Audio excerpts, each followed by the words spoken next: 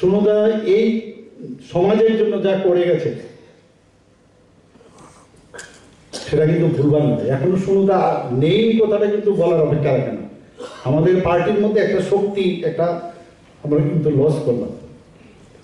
বিধানসভাতে তো আমি বেশি দিন পাইনি, কিন্তু সুমদা আছে চুপচাপ, এই শারীরিক অবনতি থাকা সত্ত্বেও উনি কিন্তু রেগুলার যেতেন।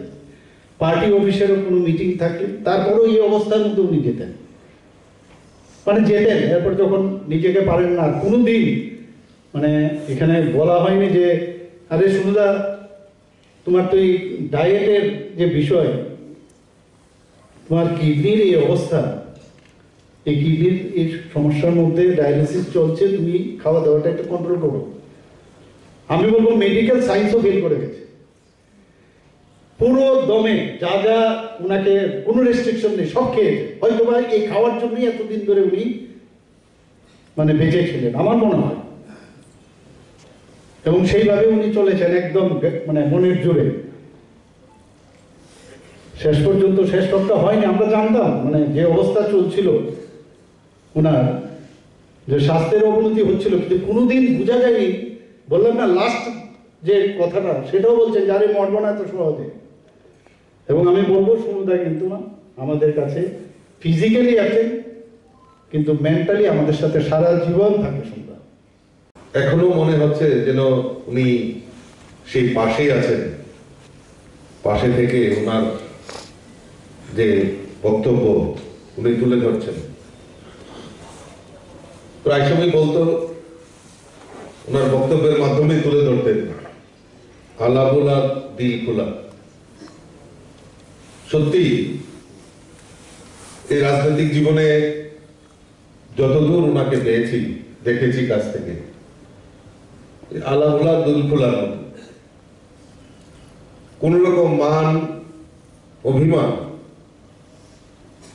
বা মানুষের প্রতি যে দুর্ব্যবহার করা, সেটা কোনো সময় নজরে আসে। মন্ত্রিত্ব পাওয়ার পর যে কোনো কারণেই হোক, আমি একটা কাজের জন্য গিয়েছিলাম, নির্দ্বিধায় উনি সেই কাজটা, আর তখন জানতেন উনি আমি ভারতীয় জনতা পার্টি এবং সঙ্গে সঙ্গে আমি কাজ করি,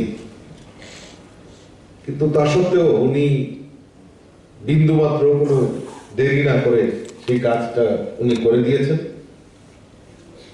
এবং শুধু তাই নয়, সারা রামনগর চত্বরে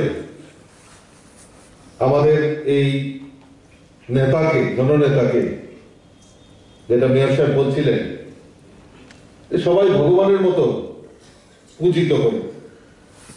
সৌজিত দত্তের পরবর্তী যে জীবনটা, বিধায়ক মন্ত্রী হওয়ার পর, আমার মনে হয় শুধু রামনগর না, সারা রাজ্যে উনি জননেতা এই কারণে শুধু রামনগরের জন্য করেনি, রামনগরের জন্য করেছেন। বিধায়ক হিসেবে তার এলাকা করার দায়িত্ব সবচেয়ে বেশি।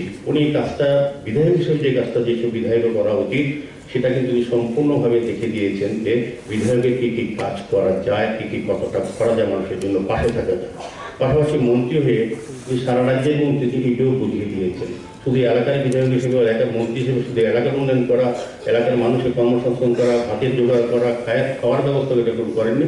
উনি কিন্তু সারা রাজ্যে, ওনার সঙ্গে আমার সুযোগ হয়েছে সারা রাজ্যে রাজনৈতিক কারণে ওনার সঙ্গে আমি অনেক সাবরুম থেকে ধর্মনগর প্রতিটি জায়গায় গিয়েছি, যে মানুষ প্রত্যেকটি প্রচুর লোকের সঙ্গে ওনার যোগাযোগ। এমন ব্যক্তি নেই, অনেক ব্যক্তি এসে বলেছেন আমার বাড়িতে চাকরি দিয়েছেন, আমাকে উপকার করেছেন। ধর্মনগর, সাবরুম, কমলপুর, কমলপুর যেখানে গিয়েছি ক্ষয়, অদ্ভুত একটা ব্যক্তি, যার নিজের এরিয়া ছেড়েও অন্যের লোকের কাজ করেন। এটাকেই বলা হয়েছে জননেতা। জননেতা হওয়ার যোগ্য যে ব্যক্তি যারা হয়েছেন আমাদের রাজ্যে, সুরজিৎ দত্তের মধ্যে অন্যতম আমি বলবো।